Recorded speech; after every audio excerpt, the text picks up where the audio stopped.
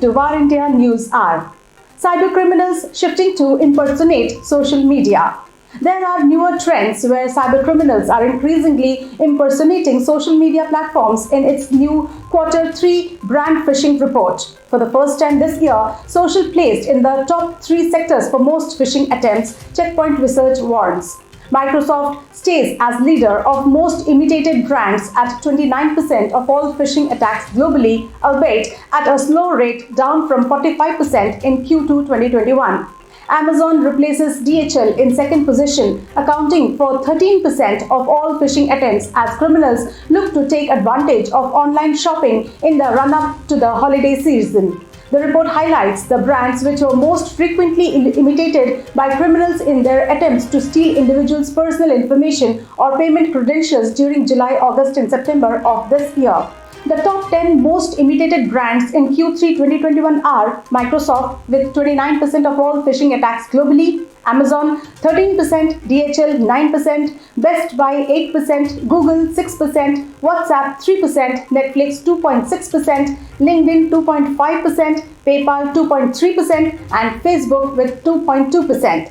In a brand phishing attack, criminals try to imitate the official website of a well-known brand by using a similar domain name or URL and web page design to a genuine site. The link to the fake website can be sent to targeted individuals by email or text messages. A user can be redirected during web browsing, or it may be triggered from a fraudulent mobile application. The fake website often contains a form intended to steal users' credentials, payment details, or other personal information. Threat actors are constantly trying to innovate their attempts to steal people's personal data by impersonating leading brands. For the first time this year, social channels have become one of the top 3 categories exploited by cybercriminals. No doubt, in an attempt to take advantage of the increasing number of people working and communicating remotely in the wake of the pandemic. Unfortunately, there are only so much these brands can do to help combat phishing attempts. So often, it's the human element that often fails to pick up on a misspelled domain, an incorrect date, or another suspicious detail in a text or email. Users need to be cautious when divulging their data and need to think twice before opening email attachments or links, especially emails that claim to be from companies such as Amazon, Microsoft, or DHL, as they are the most likely to be imitated. Users need to be vigilant when it comes to any emails or other communications that appear to be from social media channels such as Facebook or WhatsApp. Let's look into today's headlines in Var India.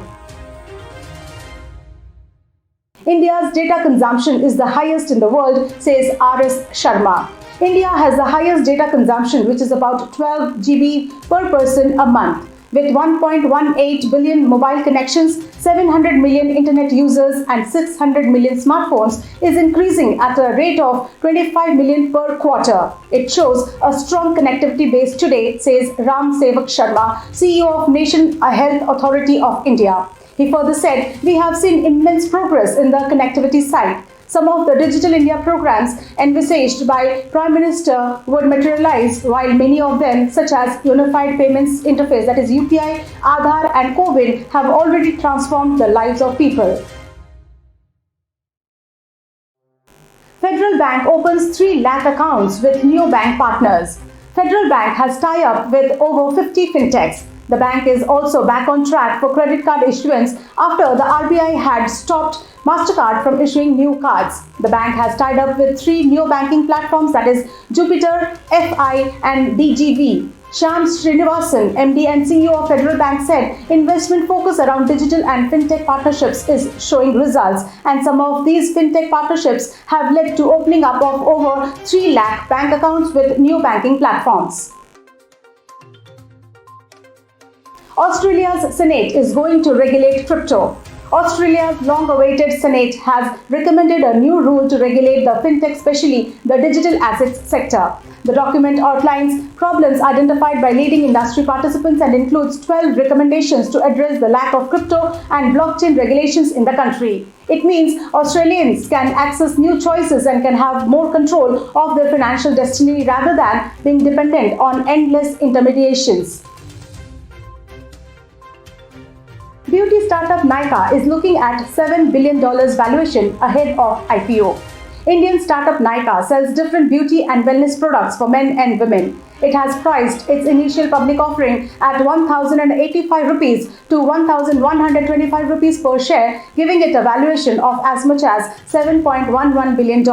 The company aims to raise nearly $500 million through a 3-day IPO subscription starting from October 28th to November 1st. The IPO involves issuing new shares worth up to 5.25 billion Indian rupees, that is $70.13 million, and offering up to 43.1 million of its existing shares.